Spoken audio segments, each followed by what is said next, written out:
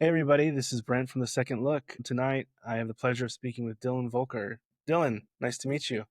Nice to meet you too, man. I'm excited. I'm excited Yeah, to get this yeah, done. I've been waiting for a while. me too, me too. I watched some of your stuff on your YouTube channel and I watched your short, and I want to talk about all of that stuff. Sounds good. There's a few things on my YouTube channel that are a little questionable. I mean, I think the Bad Taste Better turned out pretty okay. Everything else is up in the air. they are, you said questionable, and I'll take it to mean I have questions for you Yeah. about them. That's All right. Some of those might be privatized by the time this comes out.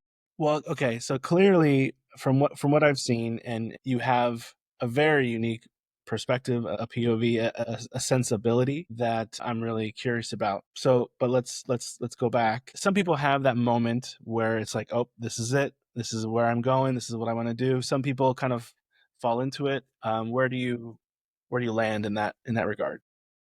I think it's interesting because I've like thought about that a lot, and it's always kind of been the one thing I've really wanted to do when I thought about it. I always used to make like kind of dumb little movies with me and my friends, and to be honest, I still do that, just on a larger scale. But really, when I was younger, I really wanted to be an effects guy, like practical effects, like puppets, Mm. movies like Gremlins and Jurassic Park. Call these kind of practical effects, like Dark Crystal. Ah, I was like fascinated by it when I was yeah. a kid. I would like try to make little things because even as a kid, I knew it wasn't real, but there was something so interesting in that it didn't matter to me as a kid. You know what I mean? Right. Right. Like I knew exactly how they did it, how they had the little hand puppets. I knew exactly how they did it, but it didn't really matter. It still like was captivating. Hmm. I kind of, and it's funny, I've kind of carried that love for that style of like creature making into now, where like obviously now I prefer to do everything in camera. For our recent short film, it was all practical because I think it's, as I've grown, I've also realized how important it is, particularly for like performances. I think having something there tangible is really valuable and important. But I mean, like writing and like making stuff was always my thing. Like my like ADD, ADHD out did not do anything in school. But the two subjects I was great at was English and history because I love to write. And history for me it was like hearing about stories, so I loved it. But like math and science, no way, dude, Yeah. no way. If I'm not interested in something, this is still a problem, unfortunately. If I'm Yeah. not interested in something, like I can't do it.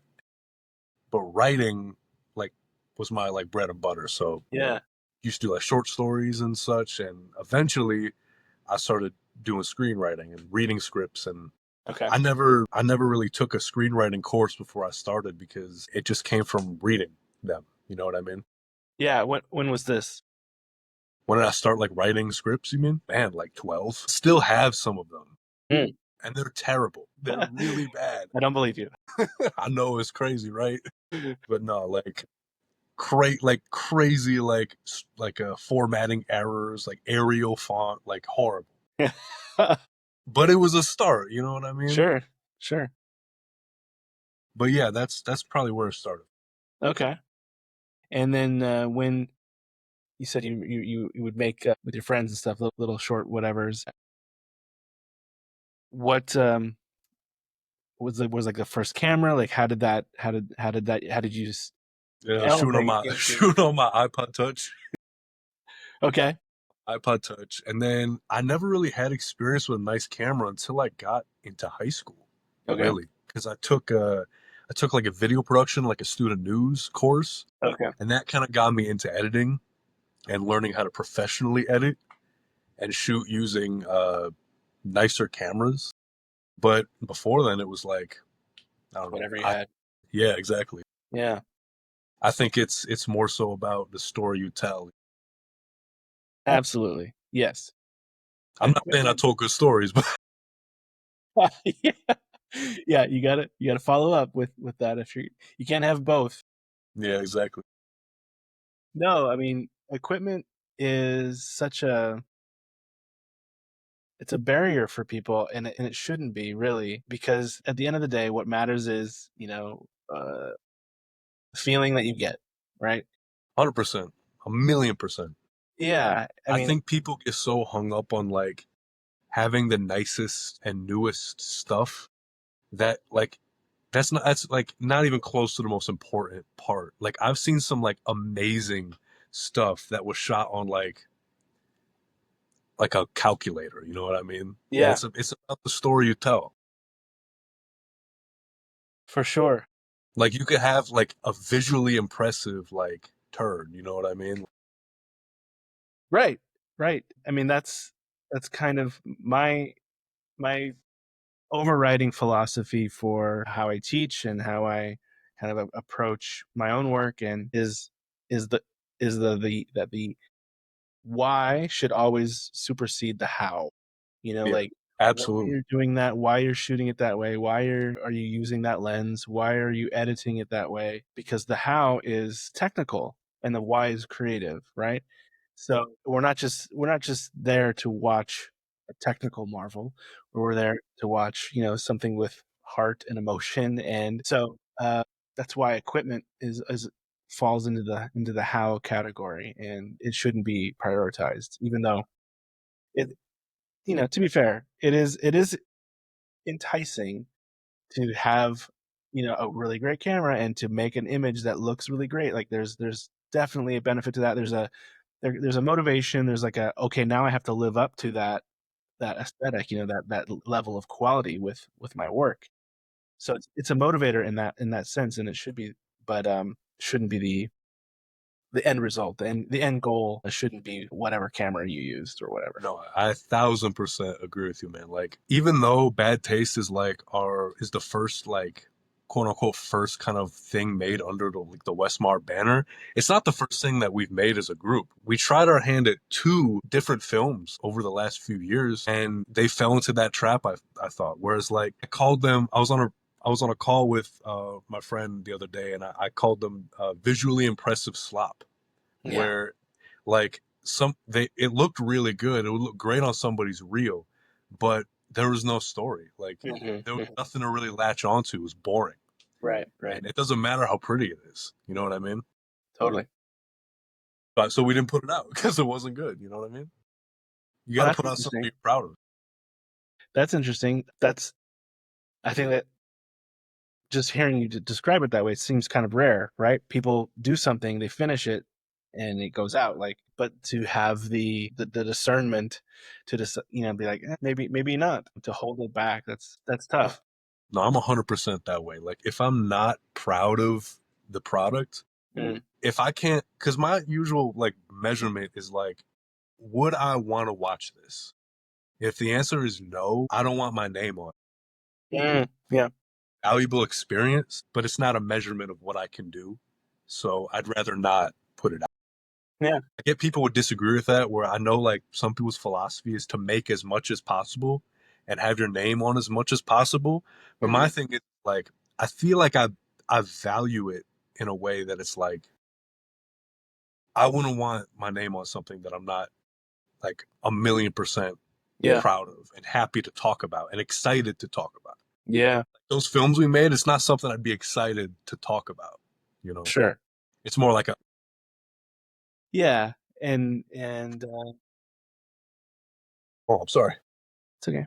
At least and you're acknowledging like that it was experience, it was practice, it was the effort was valuable, and it will make you better for the next time. And that people, I guess, my takeaway from that I would want to advise people is to be critical of yourself, right? To understand what's good and what's not. Try to, which is completely easier said than done, is to be more objective about your own work as you can. And that's I mean, I can't even do that for myself, but it's a goal. It's tough. And I feel like it's like it takes a while for that poison to set in and for you to realize, like, man, this isn't what I thought it was. Because you're still on that high of like, oh man, I made something. Yeah. And then to look back on it like a month later and be like, I don't know about this. Yeah. There are even some things about our recent thing that I look back on it now and think, man, I wish I could make it now because I feel like only now I know how to do it. Uh-huh. Yeah. Yeah. Oh man, watching your old work uh, is quite humbling. I think for everybody. Yeah. Okay, so let's go back. High school, you took a news production course, and then after high school, did you go to film school? Yeah, I'm currently in film school Oh, okay. Where's this? at Arizona State University, esteemed Ivy League college. Okay, and how are you enjoying it? I like it. I like it so far. I feel like a lot of people take the wrong lessons from film school because I've heard like way across the spectrum, like whether or not it's a good idea. And I think it's super valuable for meeting people. I do think 1,000,000%. Like, because you're gonna meet people who you wouldn't want to work with, but you're also gonna meet 1 to 5 really amazing people that would like go to war for you. You know what I mean? Yeah, yeah, I think that's so important, more so than learning anything. Because I feel like I'm in it right now, so I'm gonna be careful with my words here. But I think more so than like learning stuff, like the connections are so uber important. You know what I mean? Because those are the people that you're gonna be going into that field with. You know what yeah, I mean? That's how you get on sets. That's how I've gotten on sets. That's how I've met people. yeah, I wouldn't have gotten there otherwise. yeah. Yep, for sure. It's that's one of the most important. I agree. One of the most important is the connections. I like what you said too about meeting people who you want to work with and then meeting people who you don't want to work with because it is I guess it's like any job that you get hired to do. You're going to be Absolutely. working with people, and it's pretty hit or miss whether or not you're going to get along with these people or not. And in I guess in a regular job, maybe your interactions or your relationships with those people don't quite matter as to like the quality of your work, whatever. But in this case, you're dealing with creative work. You're dealing with your vision. You're dealing with like, very personal vulnerable material in a high stress environment when you're on set and when there's egos involved in it, and it can be very contentious very quickly, so it's important to know what you're looking for in a collaborator. 1,000%. Yeah. Yeah. And I feel like that going to film school, that's one of the most valuable learning experiences is learning the wrongs as well as the rights. You know Yeah. what I mean? Yeah. Like I think like especially doing bad taste as our biggest thing we did so far, Hmm. it really was a lesson in imposter syndrome and Mm. this feeling getting on a set and being like, I feel like I'm not qualified to be here. I don't know what I'm doing. Even if you do, like it's still a feeling you're gonna have, you know. Yeah. Yeah. Yeah. But I think it's a double-edged sword because it's a bad feeling, but I think it's also valuable in the sense of that your idea is not always the best one. And when you have that feeling of second guessing, obviously if you know if something's right, but maybe you don't, and maybe somebody else Hmm. suggests something that's better Hmm. to the betterment of the product. You know what I mean? Right, totally. I think it's because if you are like kind of that ruling tyrant that your idea is the best and nobody can do anything, no one can improv. I think like you might make something cool, sure, but you're not really gonna have somebody who wants to work with you after that. Hmm.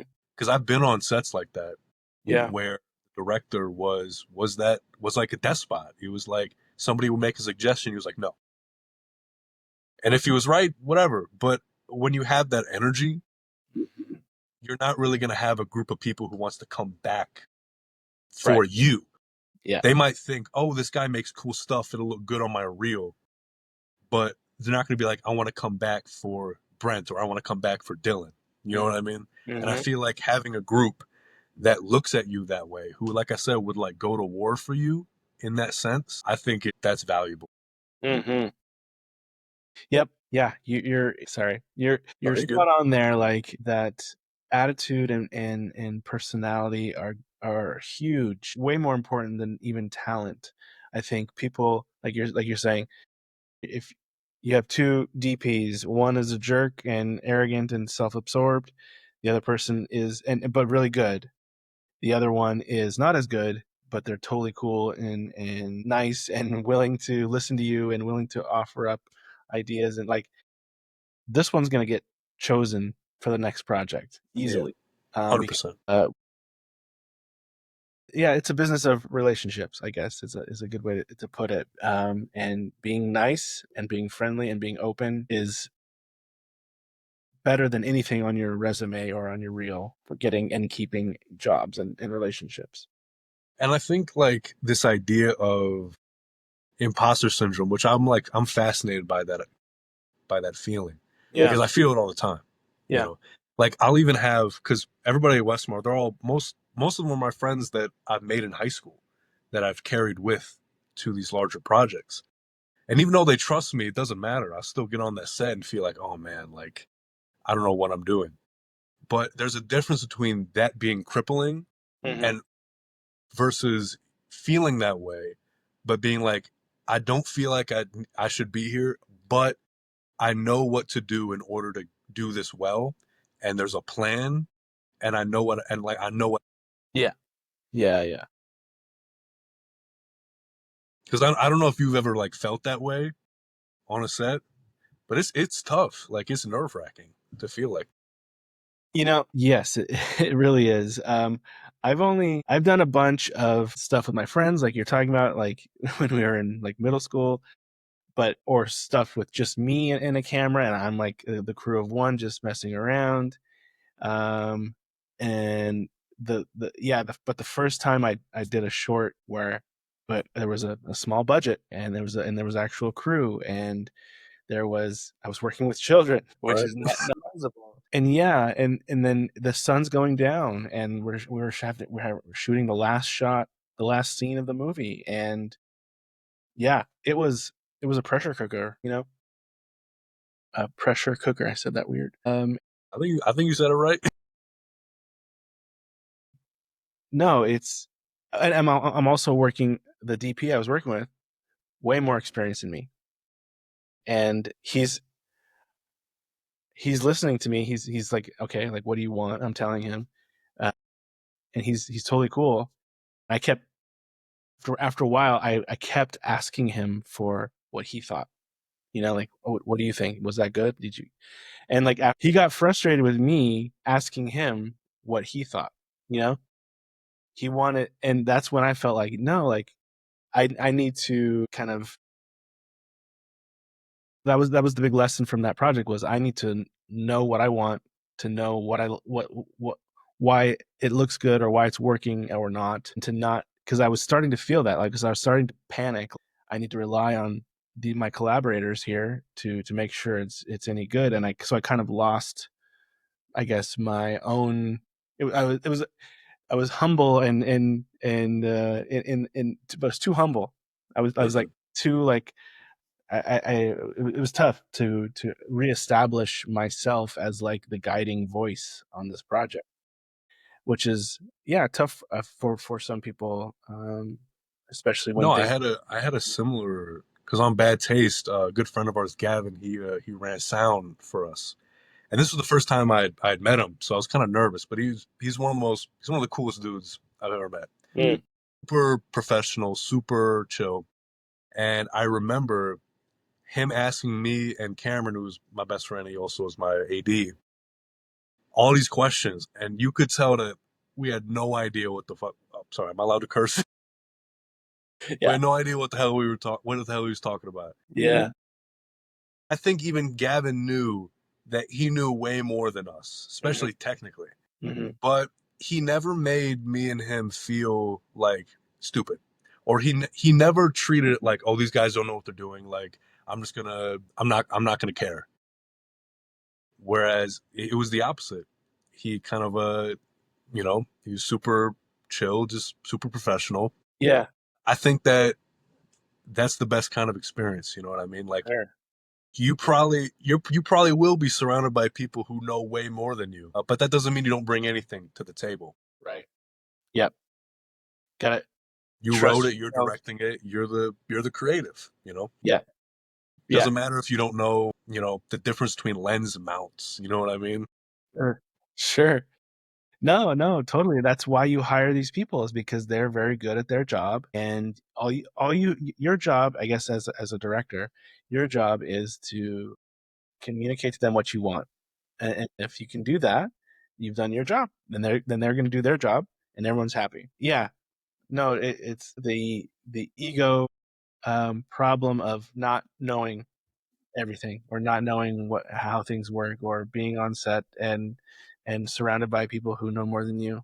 Yeah, that is it is not a tough spot to be in, but hopefully, like you experienced, you have people who recognize that, and might remember the time when they were the new guy, and that, so it's like passing it, paying it forward, and bringing people up with you, not and not having any ego about it, because we're all learning all the time.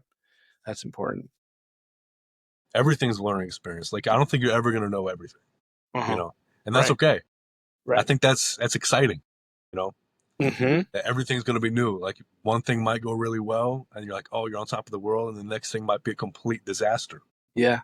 But no, Yep. I actually, I'm not sure when this was from, but I think I saw a clip of Spielberg talking about how he used to storyboard all the time, and now he doesn't really. He kind of shows up in the morning, and they block it out, they rehearse. But when he's first walking onto set, he doesn't have a plan. He doesn't know. Like there's a nervous energy of the unknown that actually helps him, pushes him forward. And I think if you can harness that in the same way, it's a good thing.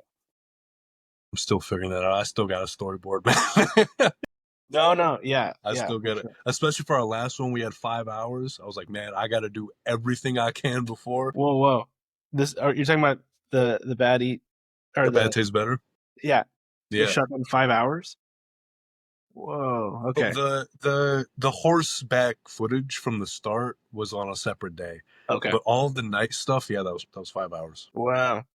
Okay. Impressive. Thank you. Yeah. I do want to get into that film specifically, but I want to go back again. This was Westmark, right? Yeah, Westmar Film Company. Tell me about that. What, and then you're talking about this group of people. So these are people from high school. You got together, and you've started like a production company. So tell me more about that.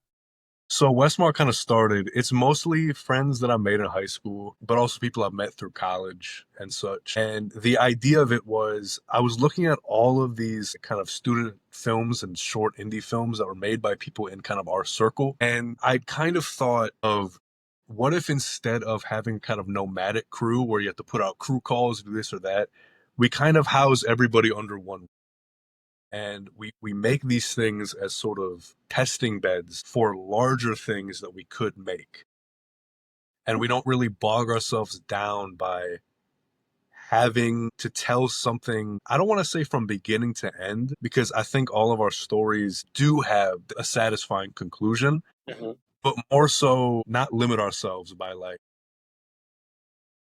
having to like 3 act structure and all that stuff. And Right. like if somebody has an idea for a large kind of feature thing, but all right, let's take a few pages from that and we'll do it, and we'll put Hmm. it out as a Hmm. sort of here's what we could do.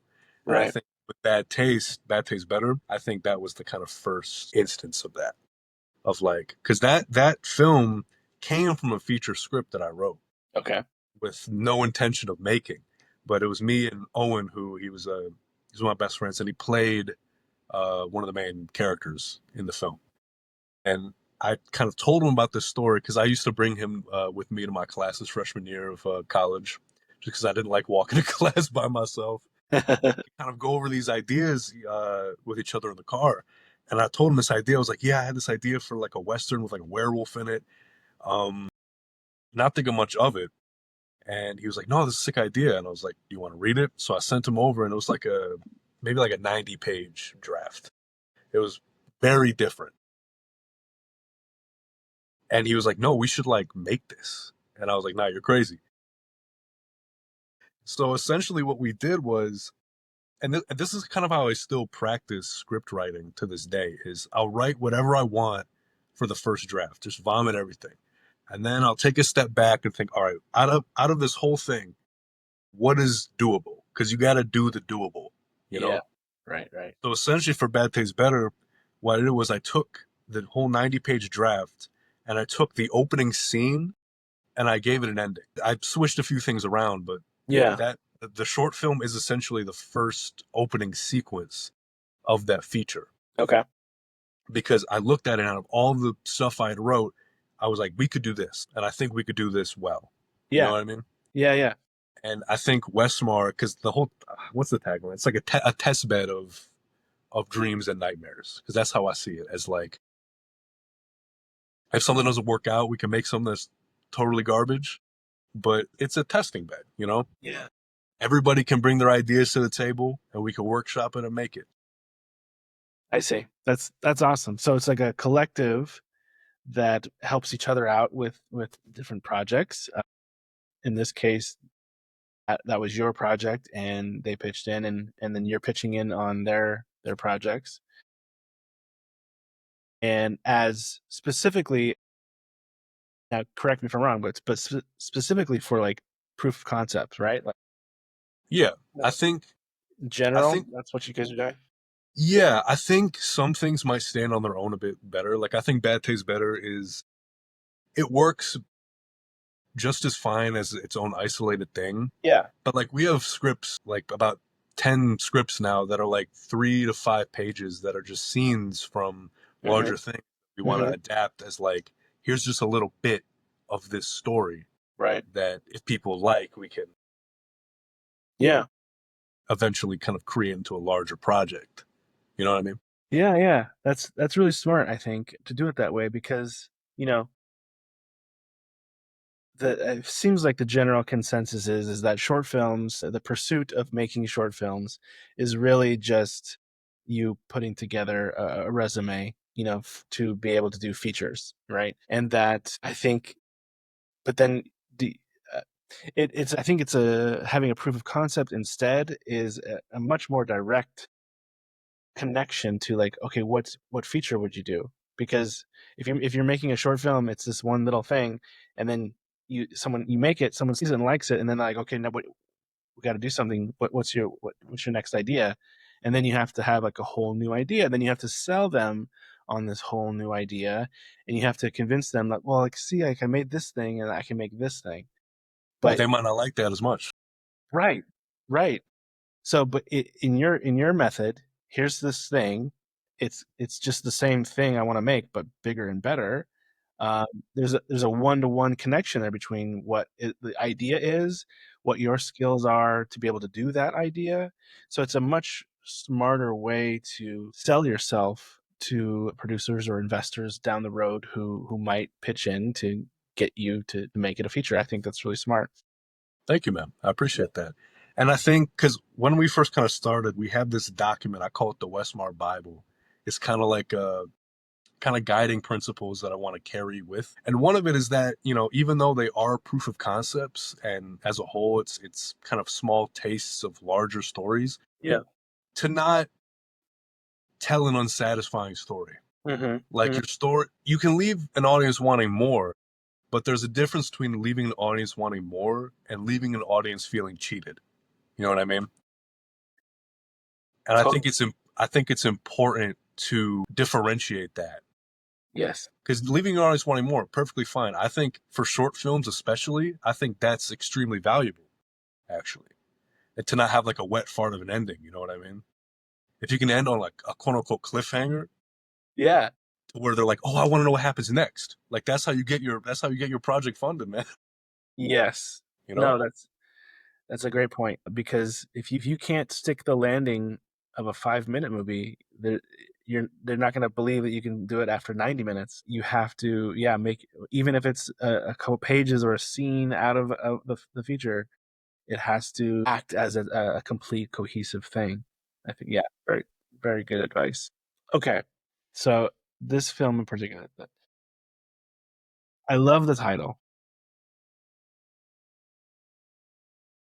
Even people who don't like it, they'll tell me that. I It's thought it was terrible, but the title was pretty good. No, no, no, no. The title is awesome. It captures, there's clearly an homage to westerns, some classic westerns, but then there's also a clear genre nod, a genre hybrid nod that is intriguing. Even like if you can get people to interested in your movie based on the title alone, like you're you got a head start on so many people, right? And that, if you have some vague one word title that, you know it could mean anything, uh it doesn't have that, right? Yeah. And we I'm all so can't. glad you're saying this, man, because this is like my whole ethos. Like, yeah. Yeah, I mean, and I don't want to knock one word vague titles, but I think sometimes it could work. But right, like Jaws, like that could work. right. But like not everybody's making Jaws. No, yeah, again, and it's also not advisable to try to come up with some really engaging title that doesn't match your story, and then it's like, why did you call it that? That is a great title, but it has nothing to do with, the actual work. Anyways, just My like the way I usually think about it is you're gonna come up with a title for your movie because usually I come up with it first before I write it. I know you're not supposed to do that. Everyone's like, "Oh, you should find it while you're writing," and I'm like, "I need that title first." And you'll come up with a title, and then you'll write it, and then you'll come up with a better one. You know what I mean? I don't even remember what the first title for Bad Taste Better was. It was like I don't even remember, but like I hate like these like pretentious like whispers of eternity, like student film titles. You know what I mean? yeah, Where it's like you're not telling me anything about what it's about. I need that hook. yeah, yeah. No, a So good, I agree 1,000,000%. yeah. Um, okay, so you had this idea, a western with werewolves. You took the opening scene, and yeah. I mean, now that you say that, it really is that in the typical horror film structure, that opening attack, that opening set piece that then sets us off on the road. So I think you definitely did leave me wanting more, wanting to. Well, I appreciate that. Thank you. Yeah, I hope you enjoyed it. I did. I did. And I'm even more impressed now that knowing that, the bulk of it was shot in just a couple hours, because you also had a lot of coverage. Like, there was, this wasn't just a conversation at a table and just standard coverage. You had quite a bit going on. Tell me about the experience. Did you say that this was maybe like your first bigger production? Is that? Yeah, it was definitely the biggest. We had a real budget because we crowdfunded. Mhm. We had a real budget and we had a real location with location agreements, which Fancy? we shot on a in a real ghost town, Mm. which was amazing. Because there's something about being in a place like that, shooting a movie like that, with the ambiance and like the Yeah. noise at night, it gets you in the mood. Yeah. And no, it was definitely a shock. And I just think we worked with such synergy that everybody knew what they had to do and everybody was kind of wearing multiple hats, which I know is kind of a no no, but I think it worked for us because it never felt overwhelming. Like we were pinched for time, obviously, but it was never to the point where I feel like I had to sacrifice. Maybe one, but besides that, there was nothing I felt like I couldn't execute on. Mhm. The one thing is the lack of like gore is I had wrote and I had budgeted for it, especially kind of during the final moments of the film. But it was more so an issue of time, and I didn't, especially make because we shot from about 8 p.m. to 2 a.m. So, and I didn't, I felt like I didn't want to make my guys have to clean up stuff like that. You know what I mean?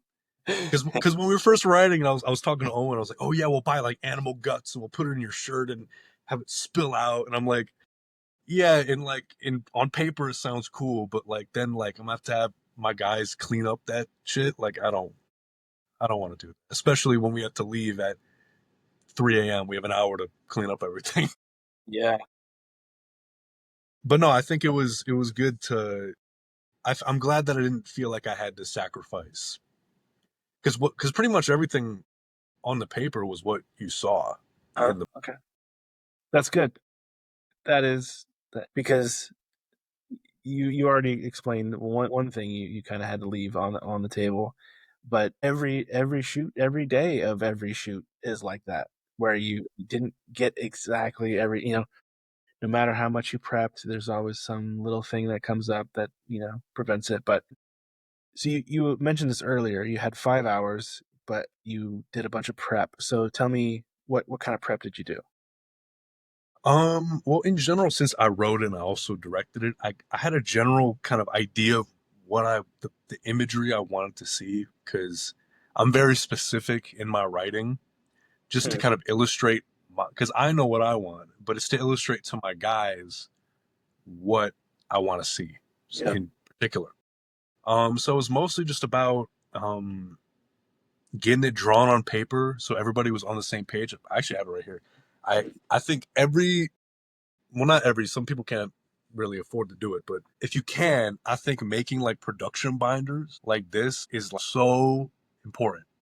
Because in here we had like the script, the shot list, the storyboard, everything. When we got there, because we got there to the location at like 1 p.m., so we had like 7, 8 hours of prep. Mm. So I handed these out to everybody, and I was like, I just want everybody to be on the exact same page, because the minute that sun goes down, we gotta go. You know what I mean? Right. Right. And yeah, just getting it down, written up, drawn on paper, just to show exactly visually what I want. And we did plan out a shot list with kind of like, all right, by this point we'll have this done and this, but about the halfway point we had ended up having to throw it all out because you could tell our friend Gavin was not the happiest about it, but like you said, there's certain things and you never truly know until you're there. Yeah. And like, so I'd written out this whole shot list in terms of convenience, but our friend Tyler, who played the werewolf, I didn't really account for the fact that he was going to be in this crazy hot suit in the middle of the desert in June. You know what I mean? Yeah. I didn't want him to have to sit around and wait that like in between takes. Yeah. Yeah. So we are like, all right, we had to reorganize it to put all the shots with him in that suit at the very end, which meant we had to throw out the whole latter half of that shot list and just riff. But I feel like if you have a good crew, they'll like adapt to that. You know Hmm. what I mean? As long as you communicate exactly what you're doing Hmm. and not leave it up to guesswork. Yeah. Yeah. And the work you did that you had to throw out was probably helped you inform how you pivoted. You didn't have to come up with brand new stuff. It's just a different way of doing what you were going to do, maybe, right? Yeah, just a different order. So yeah, that just, I guess the point is, all the work, it still applies. It still helps, even if you didn't quite do it how you wanted it or how it was supposed to go. It was still valuable to do it that way. Yeah. Because I think what you said before, where you don't truly know, like, until you're there, I think that that's 1,000,000% true. Because there's so many factors, you know? Hmm. Like, I had written out this whole, because the film, I don't want to spoil it too much because it's not out yet, but it kind of ends on a bit of a cliffhanger. Hmm. And actually, I made it. I don't care about spoiling it. It ends on a bit of a cliffhanger, and originally the surviving character had this kind of brawl with the creature, Hmm. and it was really cool where he found this kind of like metal cross in the ground, and they're like, it's kind of a hand-to-hand kind of combat thing. Mm. But one, we were strapped for time, and our actor, Mr. Dan McGee, I didn't feel comfortable making him kind of do this big choreographed thing in the dark like that, so I took it out. And I think it's a lesson in sometimes those compromises you have to make, eventually they're to the betterment of the product. Because I feel like the ending as it is now, leaving on that bit of a shocker, is stronger than having a kind of final like battle. You know, it leaves a longer lasting impression. Yeah, I agree. You just made me think of that movie, The Gray. If you've seen that, I have not, no. actually also involves not werewolves, but real wolves. But I won't say any more than All that. right. Um. Okay. It's interesting too, right? How you can sit down and kind of conceptualize, intellectualize the shot list and like, okay, we should do this first and then this, and then one little thing on set.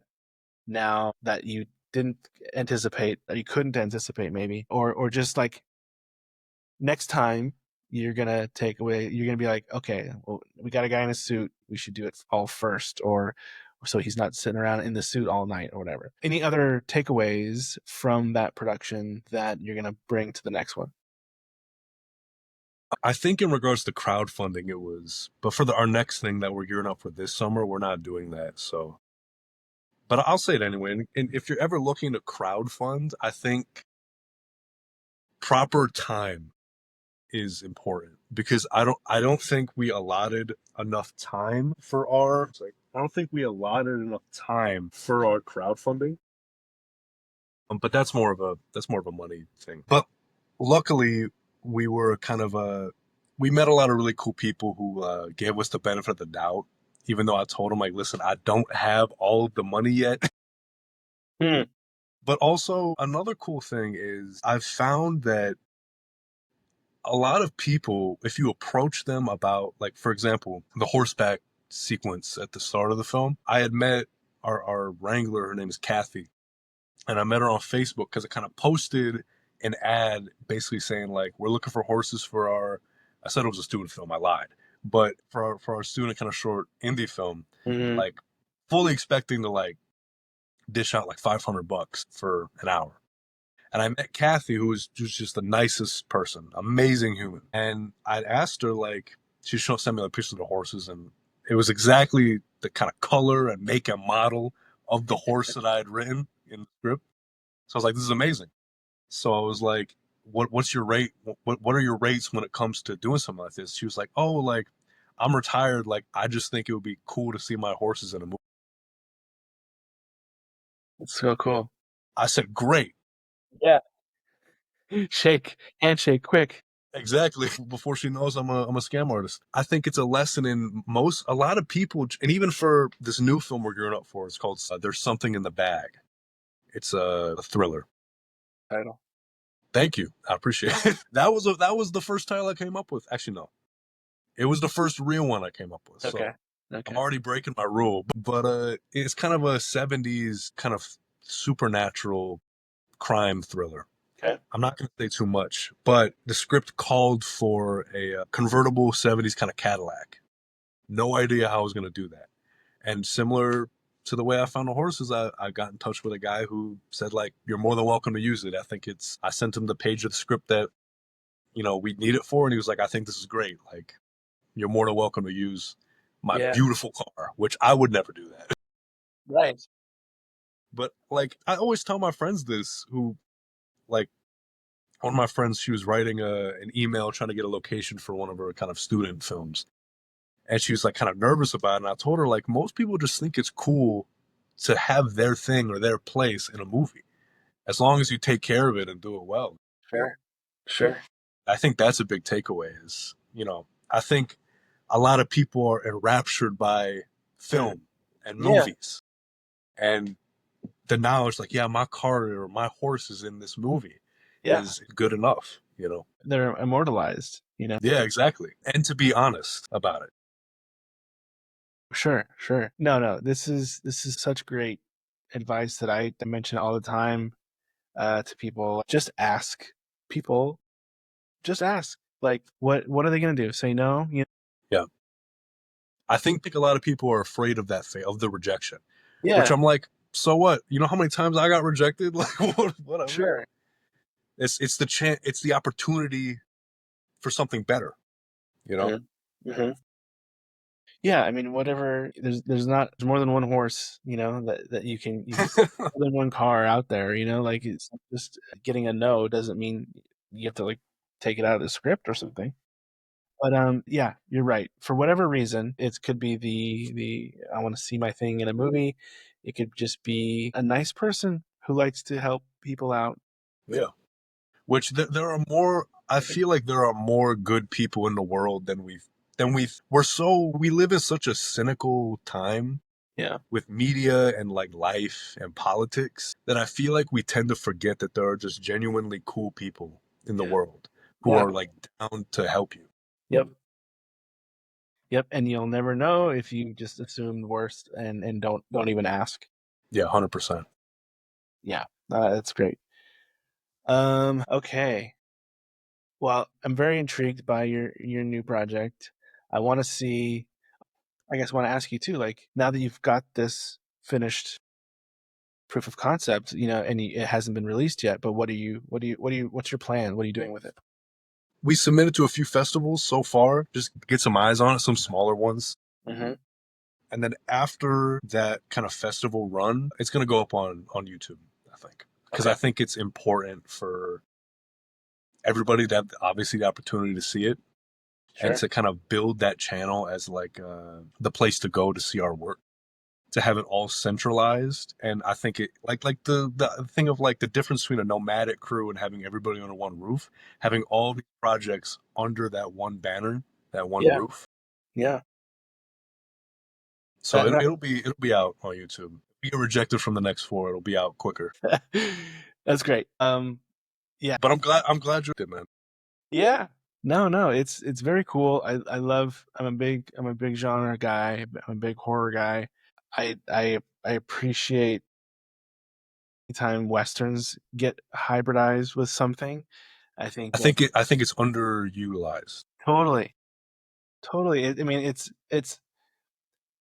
on its own in 2025. It's kind of like there's not much else to do with it. Like Yeah. it kind of had its time in the sun. And to do it well, to make it interesting again, I think you do kind of have to tweak it a bit. So, and yeah, I the again, I guess it's not a spoiler necessarily. I mean, you could spoil it. I really I'm The reveal, it was really like, oh, like it got me like, oh dang, it was a I'm moment. glad. I'm Yeah, glad. I think you built it up really well, and then it paid off. Well, Oh, because I kind of have this. Sorry, go ahead. no, no, go ahead. I kind of have this when I started writing it. I kind of developed this theory because I love westerns. I'm like a western nut. I've seen like hundreds of these, even the ones like the White Buffalo with the bad ones. And I kind of have this theory that if you're gonna make a genre piece while also making a period piece, I feel like there's no better place to do it than the Old West because it's the only bit of American history that I think we can point to and say that like it's our own mythology almost because we don't know what's true and what's not really. It's been so like mythicized and to the point where like the gunslingers as we know them now in film, like it's disputed on whether or not it was ever like that. And I think if you're going to make something with a spiritual and paranormal and supernatural kind of angle, it's the perfect place to do it. Mm, And it's not been done very much. There was a great movie I saw called Bone Tomahawk yeah, by it's Frank good. Zoller, Yeah. which I love that movie. And I think it's one of the only ones to do it, which surprised me because I'm like, this movie's great. Yeah. Um, there was a movie maybe 23 years ago. I don't know. Early 2000s, called The Missing by by Ron Howard. It was like Tommy Lee Jones and Kate Blanchett, I think. And I remember seeing the trailer, and the trailer, it was like Old West, and then some kids get kidnapped by a witch. And I was like, oh my God, this is crazy. I cannot wait to see this movie. That's so genius to combine those things. And the trailer was really scary. And the movie doesn't really lean into it much, part of it, but not really. And it's more of a traditional. Anyways, the movie was worse than my expectations.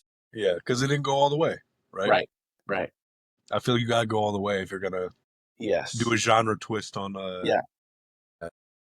But it did inspire me. One of my first features that I wrote was what I wanted that movie to be. So it oh did yeah, did inspire me.